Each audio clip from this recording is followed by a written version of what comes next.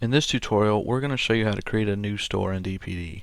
Now, everyone creates their first store when they sign up for DPD. It's part of the sign up wizard. And what stores are settings containers for all the products that are sold inside that store.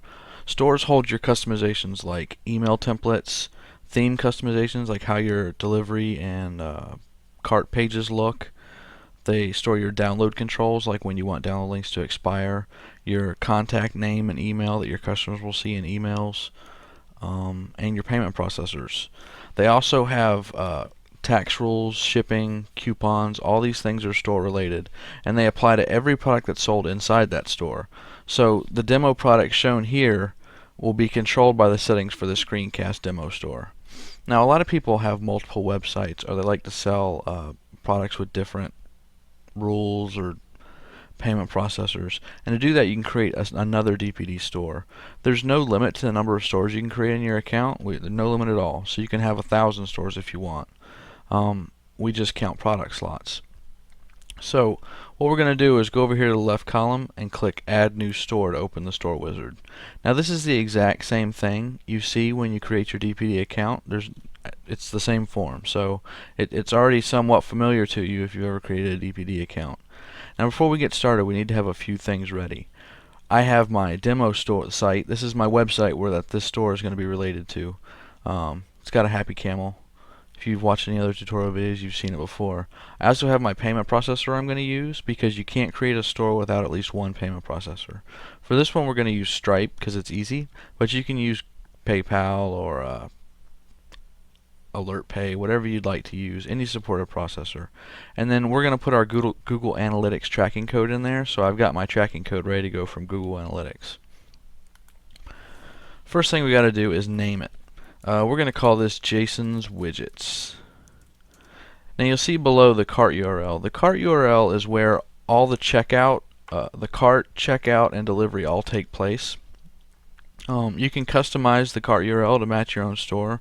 We suggest one here based on your company name, but like say you don't like that dash in there, you can take it out. The support name will be shown to your customers on emails, like, hey, for product support, contact whoever at the email below. So for this, we might want to say widget support at widget.getdpd.com. Alright, that's what we're going to have. And then click Next Step. Now, the only thing that might happen on the previous step is that your subdomain, your store URL is already taken. If so, you'll just have to pick another one. And you see here we have to set up our first payment method. Since you can't have a store without some way to pay you, we got to pick one. We're going to use Stripe, so I'm going to go ahead and click Add on it. Make sure it's checked to enabled, and then I'm going to go get my Stripe API key.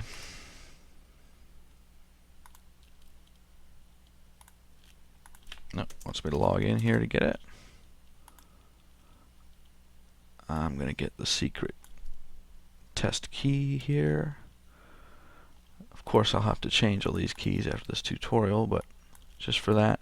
Now, the checkout label is on every payment method. It's just what is shown beside the payment icons. So I'll put pay with credit card. You don't have to put anything there. It's just a little bit of descriptive text. That is the minimum required to set up a new store, but there's a few more settings you might want to look at. If you go to Advanced Store Configuration or Preferences, they both go to the same place. You'll see most of the settings that we just set up in the previous wizard. You have your store name, your cart URL. You can optionally put in your site URL. This helps mostly with support, so we can go look at your website if you have a problem and see what's going on. So it's a good idea to put it in there, especially if if you send us a ticket that says, hey, my button's not working, help, we can look at your account, get that site URL, and then to go look and see what's going on. So it makes everything a lot easier if you put it in there. Down below we have currency. This is the currency your checkout will take place in.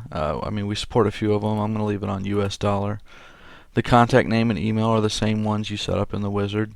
The default language, DPD supports several languages. I don't speak any of them but English, so I'm going to leave it on English. But this defines what language your cart will be in. So if you set it to French, then when people check out, they're going to have French. They'll always be able to change it using the selector at the top. This is just what they see first. So I'm going to leave it on English. Down here under selling preferences, we have your download limits. The purchase download limit is the number of times they can click the download button and get the file, and the download time limit is how long the download page will stay active. A lot of people have a lot of different views on what these should be set on. Personally, I like to set mine on 2 days, so 48 hours. They can download as many times as they want, and then the download page will disable. Down below we have tracking HTML. This is where we're going to paste our Google Analytics code.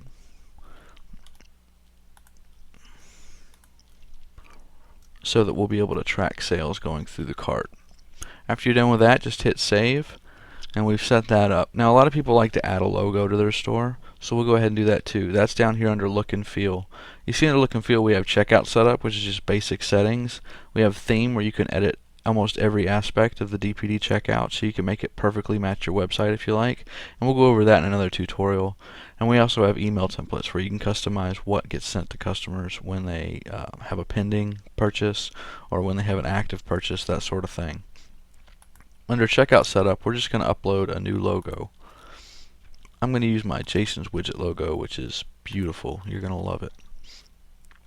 And then here we have the display logo on payment page. If you're using PayPal, we'll send the logo with the checkout so that it'll display in the payment page. Other processors don't really support it, so it's really a PayPal only feature. And then a store delivery message. This is just a little text message you can put that'll be on the delivery page for a successful purchase. Once you're done uploading your logo, you can hit save.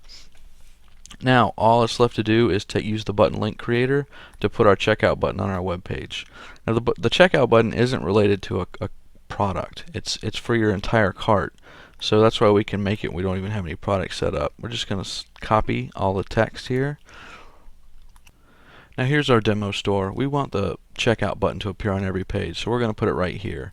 And to do that, I'm just going to open up my code editor here, paste the button code in there, and reload the page. And now you'll see we got a checkout button. It'll always be there. You might put your product button down here, as we do in another tutorial. Click the checkout button, and we'll go to my cart. As you can see, there's the logo I uploaded. It's in English. Of course, you can always change to a different language if you want, and everything changes to a different language. And that's it. Now when people add products to their cart, they'll go to this page. They'll be able to continue shopping or start their checkout, whatever they like.